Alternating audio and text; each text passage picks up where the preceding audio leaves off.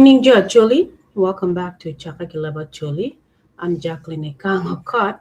One segment me, Kwan Leb Acholi again. I just read on the last three subclans, me, Panyakwara. I wanted to jump right in now and also start reading on Agoro while my son is sleeping. Um, so this is session number 70 of Kwan Gileba Chuli. And we will be starting to read the introduction on the Agoro clan of the Acholi tribe of present-day South Sudan. Okay. Um, it's about 2 pages. I'm hoping I can read it fast enough just for the intro. And tomorrow I will start reading on Agoro Lacham. Agoro is divided into two sections, Agoro Lacham and Agoro Lachwich. Okay, so stay tuned, okay?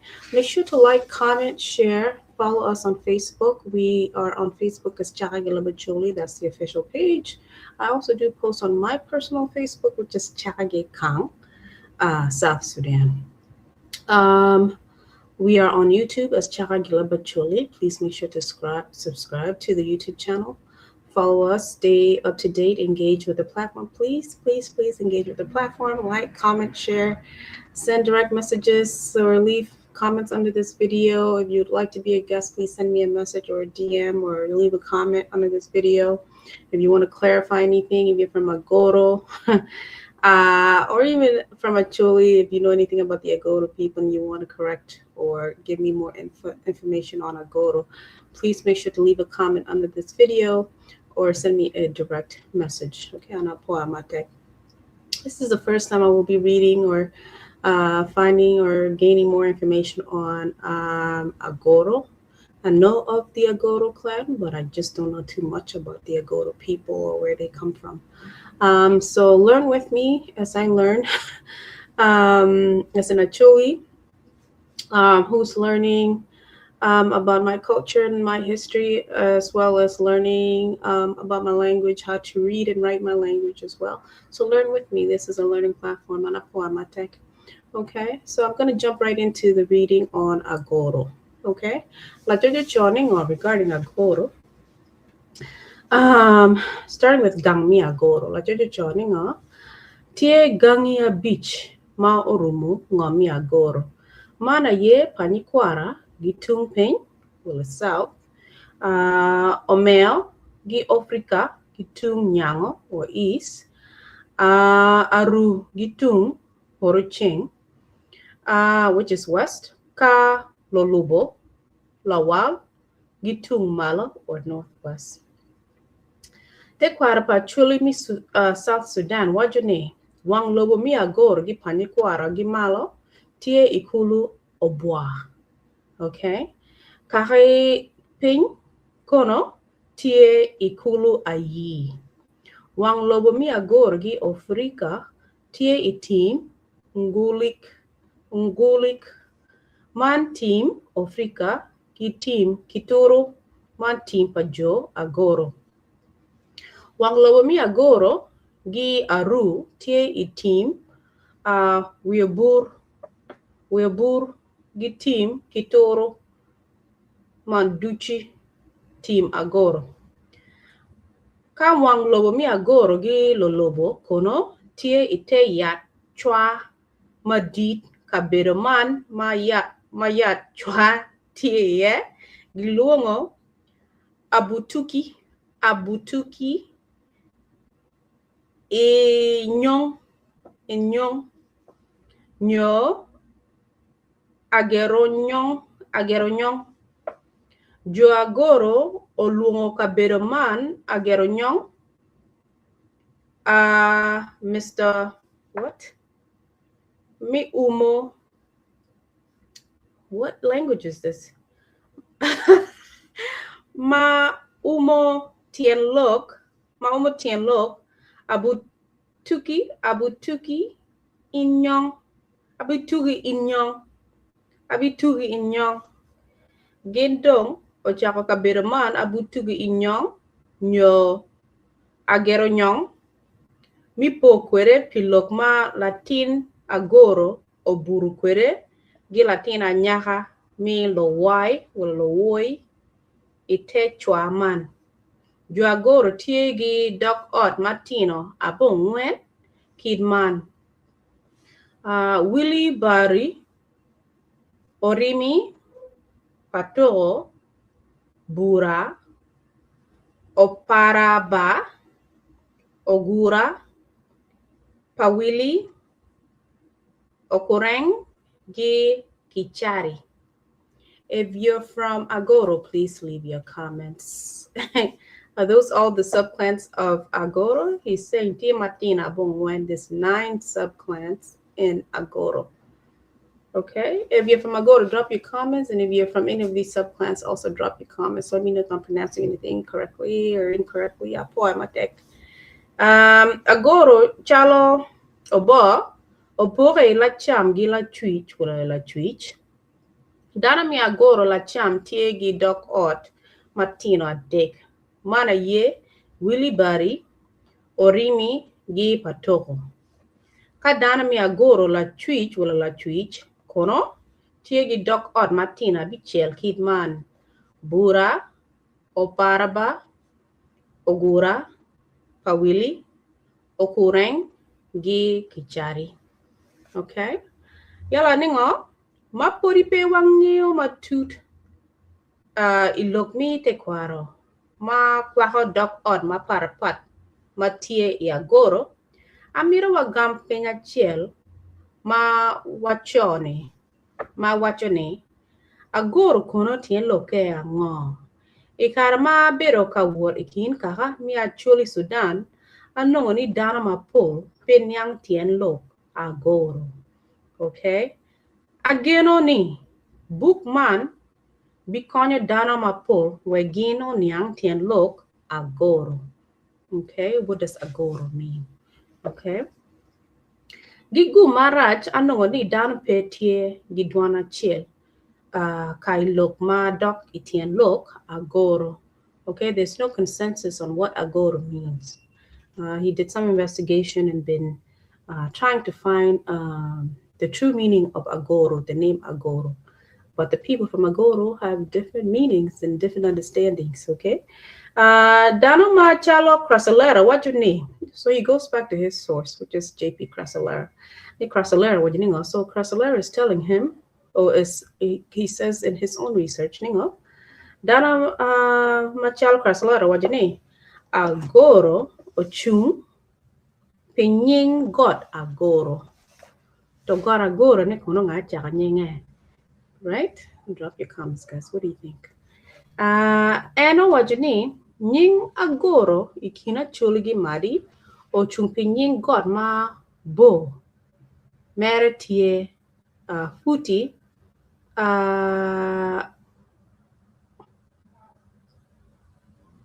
Ilip apa futi ilip apa God mana ye poko lobo acholo gi lobo lango jo lotuo tie gi tung malo mi God man ten God ma tie iloba lotuo gin olungo ni God imatong okay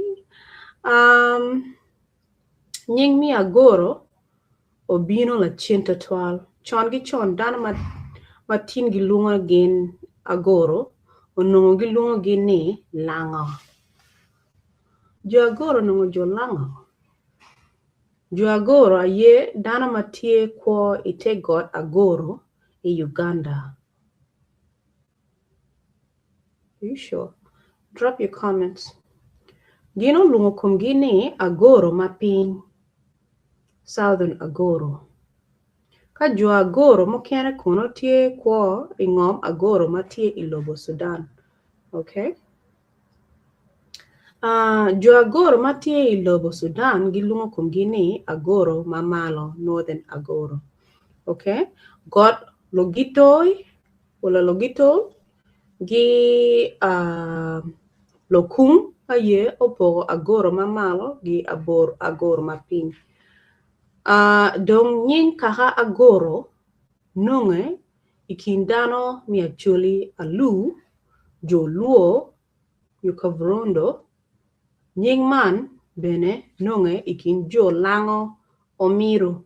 This is source of information or Bino Gibot J.P. Crasolera in 1954. Okay? Ento lo dira goro mokiene chalo Mario, Wani, Atanga, gi Jacob Oriem, gino wajo bora ni, agoro tien loke ni, dano ma poke pi lok mi ngwen. Okay? Kid ma wabineno piny kany, ikare mi achonya, jo agoro onongo lungo kum gini, umero, gili mero, ento gino bero ka wuod maduong'. Duan wacho ni, kadi bet dana mi agoro obero ka wuod maduong', podi wanongo ni ka bero megi mi achiel aye tie got agoro gi got imatong. Okay? Ikare mi achonya, dana mi agoro onongo bene gilungo gini jolo got nyo ngaro. Jo agoro ma gilungo ngaro nongo gin bene wala gin bedo idok kulu ngaro garo gino nongo nying garo gi kom kulu man te kwar pa chuli pe wajo kama jo ngaro obino gie ento darami ngaro aye wajo ni jo lokaforok o a wagogi kongi kino chero ilango teretenye mana ye gin ma o weotin jo lokaforok tie I teretenye gin bene podi loko lep ngaro. If this makes sense to you, if you're from Agoro, please let me know and I'll put my thing. Ikare mi achonya jo agoro ngaro onongo tie gi dok ot kaka matino abiro kidman. Ogula garo o ngaro nyolo got ki loka forok. Irumo gin tie I Sudan gi Uganda. Long gorone nyo lokole matie itung malo mag mi got imatong. Lolo bai tie Uganda gi Sudan. La mo mi Sudan. Dano man duchu no kwa ikabera chiel. Chikin mwaka apar bongwan gi apar bichel. Mono o mio chik matek ni. Dano mi agoro duchu miro o daki ngom matie tung ping or South Highlands nyo kwere wa paloga. Gidaki we nga paloga. Te kwara pa chuli Sudan wajo ni. Dana mi dok ot abichel mokene oye lopa muni gino dak. Ento dana mi dok ot lodi marak mao nongo tie ite loch pa ruot lo ponya o kwer lopa mono gin dong o agi kom got o agoro gichiro ikatire I Sudan. Okay? Imwaka par bongwan gi piera rewe angwen mono dok omio chen omio ngani chek mokene ma wacho ni dana mi agoro ma odak tung piny gi paloga miro odok chien ikom got agoro. Duan wacho ni dana mi agoro ma ochiro itung piny gi paloga oduogo. Ento jo agoro ma chiro ikatire pe duogo ikom got agoro. Source nga J.P. Crasolera in 1954. Kay mi agoro ma ping bole ma malo who leave comments too. Who agi got agoro uchiro udok yo paloga ku duga I got agoro Yala wunmi Sudan, President Sudan, actually tell me South Sudan. Uchere katira, bu duri chen, bu wino kwa mono wa biutek. So that's the introduction on Joe Pagor. Kimagi pore kere Joe Malagi Joe Ping. Agoro of present day South Sudan and Agoro of present day Uganda. Kimagi pore kere gora Agoro. Nyingi obino ge kanjinge been complicated marach. Pianingo. Man Joe money. Teretenye gi lorogini. Okay, of course, one wing load of wabini come up and mapat. Nyinga gini a little bit difficult to pronounce. Yalla, gibini come up papat. More present in Uganda, ka more kono ningoni. Teretenye. Gonna try pronouncing it correctly, yeah. Ya gisara gara goro mugi wargi pore muno waraka resettling dano. Pina no gimira chaka timo borders gingo control dano. Gichaka poko jo agoro. Chwala jumo kono gichira kopi. Jumo gichira kama pat ye dok yo ginine. Agoro to ame Sudan di kwera. Gichira katira gisara bo giduge donge kon lungo ginno giduge donge gara goro gi kwera kado. Gikara katira Sudan. So that's the beginning introduction me Agoro. Kidmagi poko kere between Jo Mama lagi Jo Mapi. Yalla now we're going to start reading on Agoro la cham gi Agoro la twitch. Me present day South Sudan, Jo Mono T Sudan. Okay. Wakwana kumchaniko wachaka digi. So tomorrow stay tuned in the evening. Eastern Standard Time, of course. Kalatin para jero kanino. Amirina Chaka Kwano, Agoro la cham. Okay, now the focus is now on Agoro Mamalo, which is Agoro mi South Sudan. Okay, if you're from Agoro, if you would like to be a guest, please drop me a comment, send me a DM.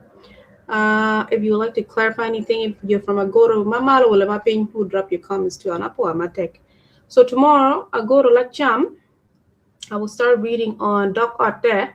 Martina Dick, which is Willy Bari, Willy Baro, Willy Bari, Omiri, Gi Patoko. Okay, stay tuned. Please make sure to like, comment, share, engage, and Digi will read on Agoro Lacham, Wala Lacham. Okay, let me know what you think. Okay, engage, drop your comments, share, please, share. Ask your friends to follow and watch. Go watch on YouTube as well, please. And this is Chaka Leb Acholi segment Kwan Leb Acholi, number 70.